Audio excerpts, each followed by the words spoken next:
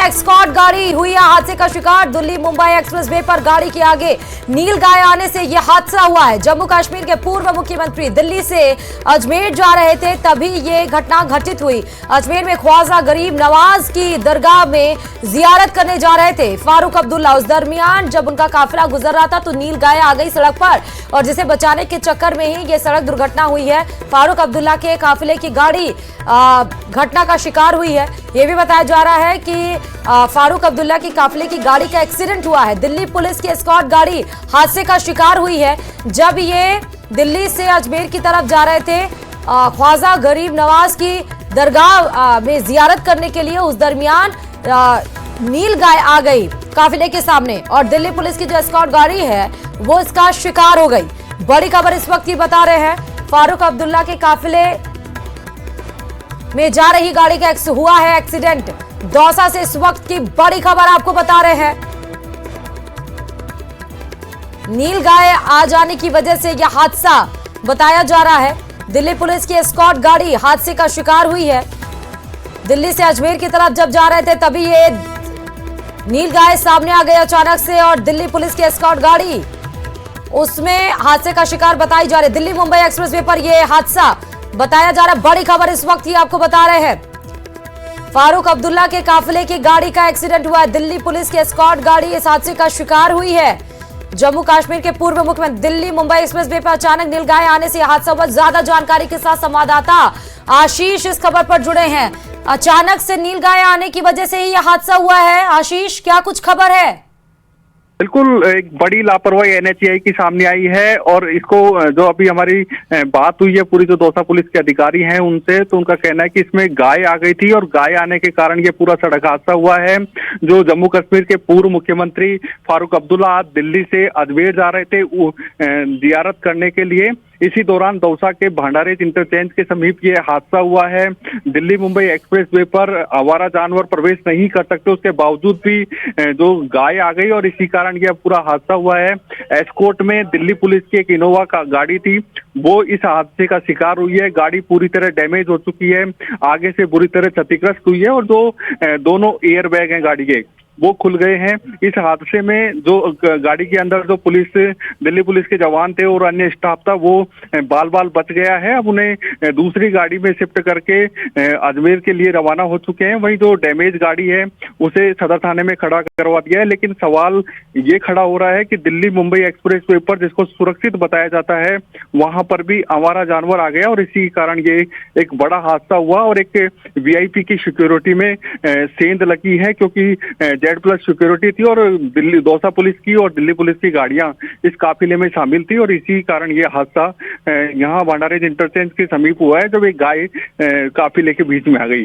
जी, कितने लोगों को नुकसान पहुंचा है? गाड़ी तो क्षतिग्रस्त हुई है, गाड़ी की तस्वीर भी देख के अंदाजा लगाया जा सकता है आशीष की काफी तेज ये टक्कर थी।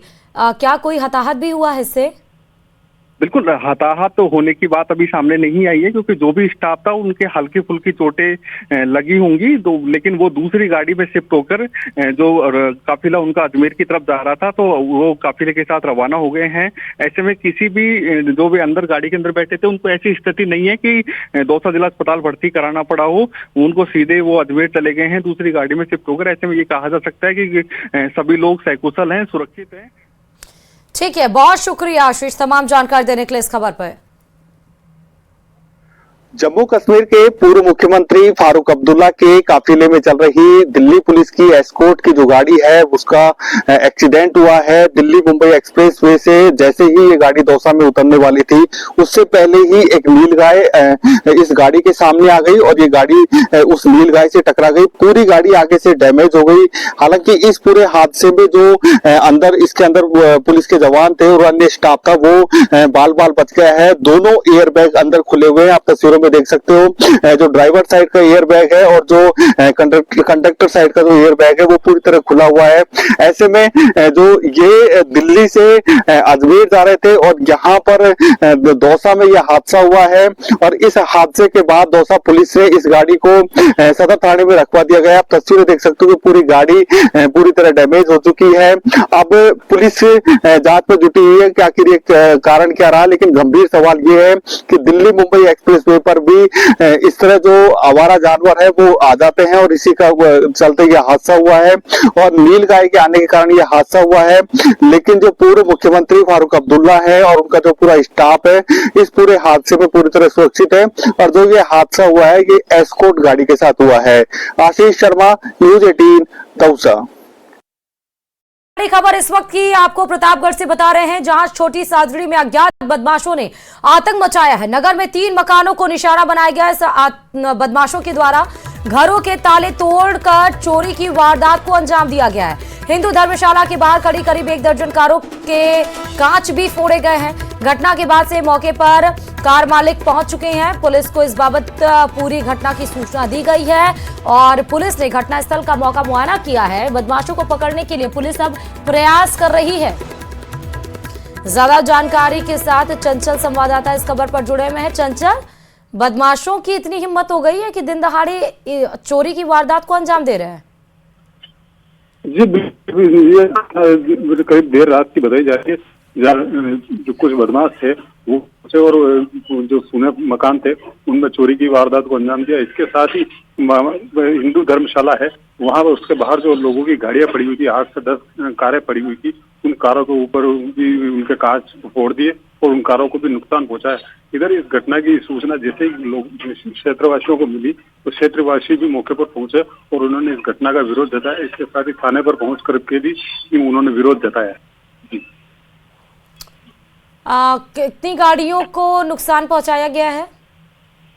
जी इस मामले में करीब 8 से 10 गाड़ियों को नुकसान पहुंचाया गया है। क्योंकि जो हिंदू धर्मशाला है वहां पर लोग अक्सर अपनी गाड़ियां पार्क करते हैं। आसपास के क्षेत्र के जो लोग हैं वहां पर अपनी गाड़ियां पार्क करते थे, वहीं पर ये सारी गाड़ियां रखी हुई थी और इन बदमाशों ने उन गाड़ियों को वहां पर नुकसान पहुंचाया है। ठीक है, बहुत शुक्रिया तमाम जानकारी देने के लिए चंचल।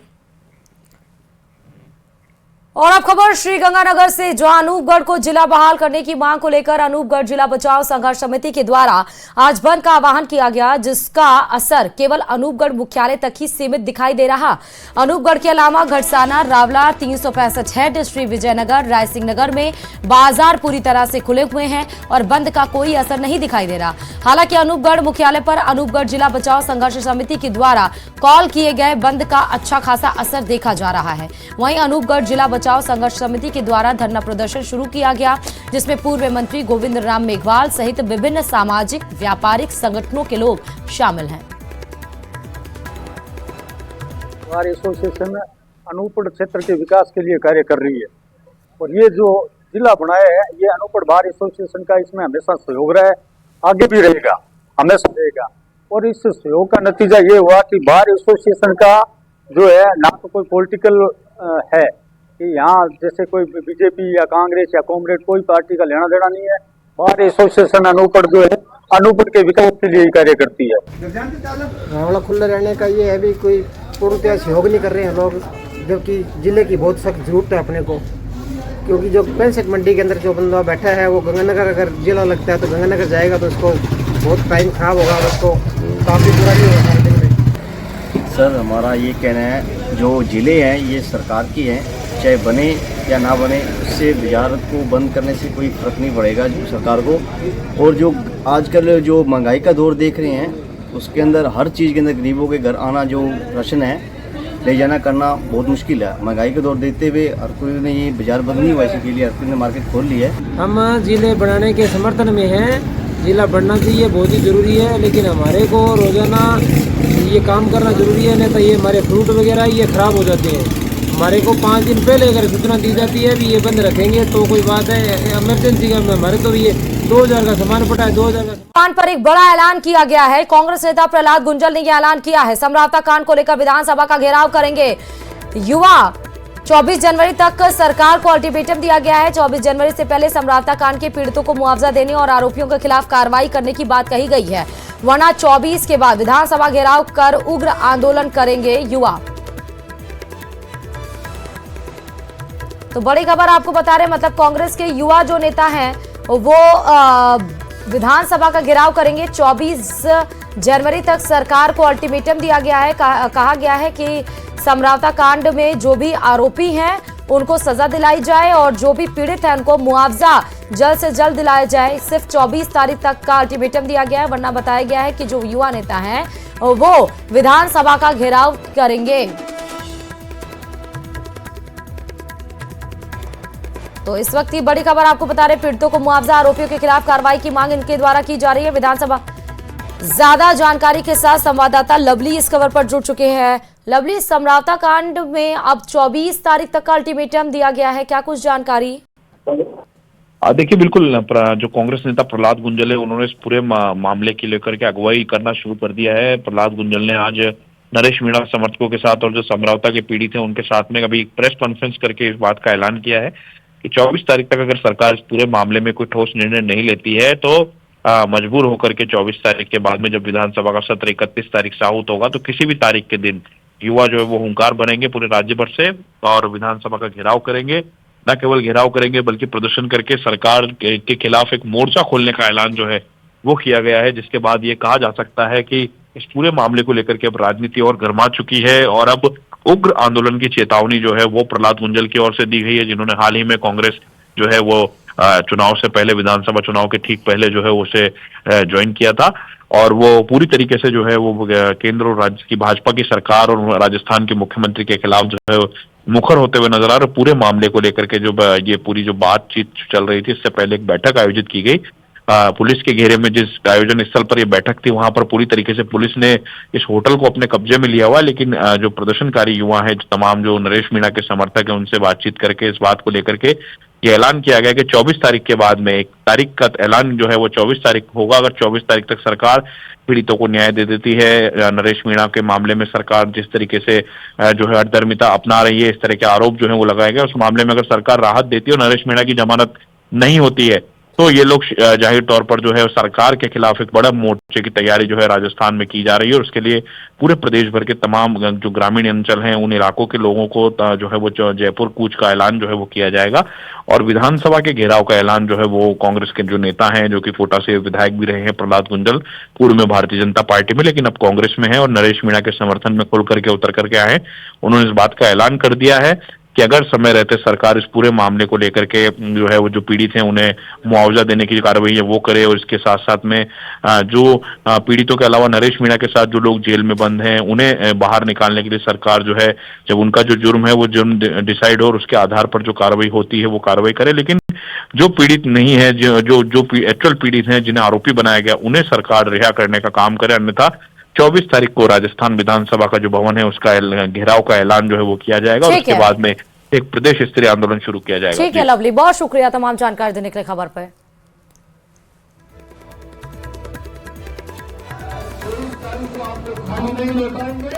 संघर्ष की तारीख और उस पर पीछे मत हटना, आर पार का जंग हो जाए इसके लिए तैयार हो जाना। और चलिए टोक से इस बीच बड़ी खबर है, संभागीय आयुक्त की सुनवाई में समरावता के लोग शामिल नहीं होंगे। समरावता से जुड़े मामले में एक भी पीड़ित सुनवाई में नहीं पहुंचा है। संभागीय आयुक्त महेश शर्मा और IG Om Prakash circuit house में मौजूद है। कलेक्टर डॉक्टर सौम्या झा और एसपी विकास सांगवान भी मौजूद है। प्रशासनिक जांच का विरोध कर रहे हैं समरावता के लोग और सर्किट हाउस की बजाय समरावता में आकर समस्या जानने की मांग यहां पर की जा रही है। तो जल्द सुनवाई करने के लिए तो प्रशासनिक अधिकारी मौजूद है, डीएम भी मौजूद है सौम्या झा। जब 13 तारीख को समरावता कांड हुआ था, जब उपचुनाव हुआ था, निर्दलीय प्रत्याशी नरेश मीणा ने एक प्रशासनिक अधिकारी को थप्पड़ जड़ा, तो उसके बाद से उनके समर्थकों ने किस तरह से उपद्रव मचाया था, गाड़ियों को आके हवाले किया था, पूरी पुलिस जाब्ता वहां पे तैनात किया गया था। नरेश मीणा को हिरासत में लिया गया था, उनके तमाम सहयोगियों को हिरासत में लिया गया था। नरेश मीणा तो अभी भी उनकी जमानत नहीं है, हालांकि सहयोगियों को छोड़ दिया गया है। उसके बाद से समरावता के गांव में जो भी बवाल हुआ, जो भी नुकसान हुआ, मुआवजे की ऐलान की जा रही है। अभी आपने देखा प्रहलाद गुंजल का एक स्टेटमेंट और उसमें समस्याओं को सुनने के लिए प्रशासनिक अधिकारी बैठे हैं, लेकिन रूम में वो अकेले बैठे हैं, कोई भी नहीं पहुंचा। साफ तौर पर कहना है कि समस्या जानने के लिए मांग कर रहे हैं वो समरावता ही आए।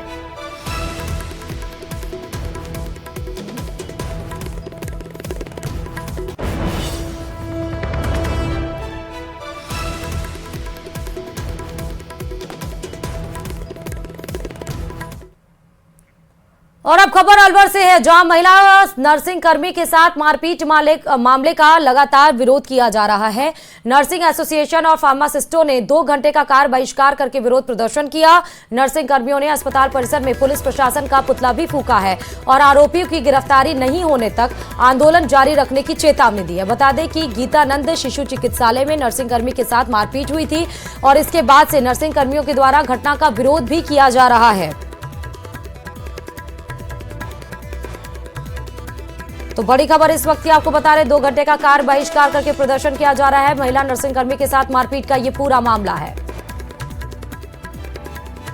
11 तारीख से ही हम लोग प्रयास में हैं कि महिला की गिरफ्तारी हो जाए जिसने हमारे साथी कर्मचारी के साथ मारपीट करी, और उसके बाद भी हमने शांतिपूर्वक प्रदर्शन किया, काली पट्टी बांध के विरोध प्रदर्शन किया। हमने एसपी साहब को ज्ञापन दिया, कलेक्टर साहब को ज्ञापन दिया, थानाधिकारी को ज्ञापन दिया, पीएम साहब को ज्ञापन दिया, लेकिन उस पता नहीं किस दबाव में आकर पुलिस इस केस को गुमराह कर रही है। 12 तारीख घटना को लेकर हमने कुछ भी तो शांतिपूर्वक हमारा आंदोलन किया, अपने कार्यस्थल पर ही हमने काली पट्टी बांध के विरोध किया। धरने को आज हम सामान्य चिकित्सालय परिसर में लेकर गए हैं, कल से 2 घंटे का कार्य बहिष्कार करते हुए, और आज हमने पुलिस प्रशासन का पुतला जला करके विरोध प्रदर्शन किया है। अभी तक ये आंदोलन हमारा पहले वार्ड से सामान्य चिकित्सालय परिसर में आया, अभी शीघ्र ही सामान्य चिकित्सालय परिसर से अलवर शहर में निकलने वाला है। और कोटपुतली में जयपुर दिल्ली राष्ट्रीय राजमार्ग पर चल रहे निर्माण कार्य के कारण ट्रैफिक जाम की समस्या लगातार बढ़ती जा रही है। हाईवे पर कई जगहों पर सड़क मरम्मत कार्य चल रहा है, जिससे वाहनों की लंबी कतारें लग रही हैं। खास बात यह है कि जो काम रात के समय होना चाहिए वो दिन के समय में हो रहा है और दिन के समय ट्रैफिक का दबाव अधिक रहता है। ऐसे में रात के समय ट्रैफिक कम होने पर मरम्मत कार्य होना चाहिए। खासकर सुबह और शाम के समय ऑफिस जाने और लौटने वाले यात्रियों को सबसे ज्यादा दिक्कतों का सामना करना पड़ रहा है।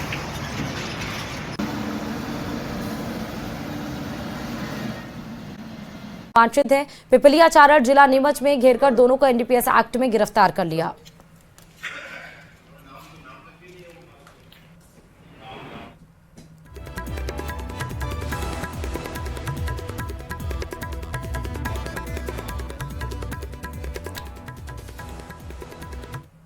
कोटा में पुलिस ने 50 करोड़ से ज्यादा की साइबर ठगी की वारदात को अंजाम देने वाले पुलिस की गिरफ्त में आए 4 शातिर ठगों का मोबाइल फोन अब कई राज खोल रहा है। दरअसल पुलिस ने अंतर्राष्ट्रीय साइबर ठगी में लिप्त 4 आरोपियों के गिरोह को गिरफ्तार किया। आरोपियों के मोबाइल में व्हाट्सएप पर टेलीग्राम के जरिए विदेशी मोबाइल नंबर से चैट मिले। साथ ही ये गिरोह चीन के ठगों के साथ मिलकर भारतीय नागरिकों से ठगी करता था और ठगी की गई राशि चीन के ठगों तक पहुंचाता था। गिरफ्तार किए गए 4 आरोपी जोधपुर जिले के निवासी हैं। बता दें, आरोपियों को आज कोर्ट में पेश कर रिमांड पर लिया जाना है। रिमांड के दौरान आरोपियों से कड़ाई से पूछताछ की जाएगी। पूछताछ के दौरान आरोपियों से कई और चौंकाने वाले खुलासे हो सकते हैं। हमारी टीम गई थी जोधपुर, वहाँ पर हमारे प्रकरण में जो संदिग्ध थे लोग, उनसे जब हमने उनसे पूछताछ के लिए हम लेकर आए यहाँ पर, तो उनके फ़ोन में हमें बहुत ही सारा हमें डाटा मिला, जिसमें कि चाइना से जो चाइनीज़ हैं नेशनल्स, उनके साथ वार्ता हमें मिली। तो उस पर हमने और गंभीरता से जब जांच की और विश्लेषण किया तो हमें पता लगा कि ये पूरा एक संगठित गिरोह के रूप में ये जो 4 लोग हैं ये काम कर रहे हैं और साइबर फ्रॉड में एक बहुत बड़े स्तर पर ये साइबर फ्रॉडस्टर के रूप में काम कर रहे हैं।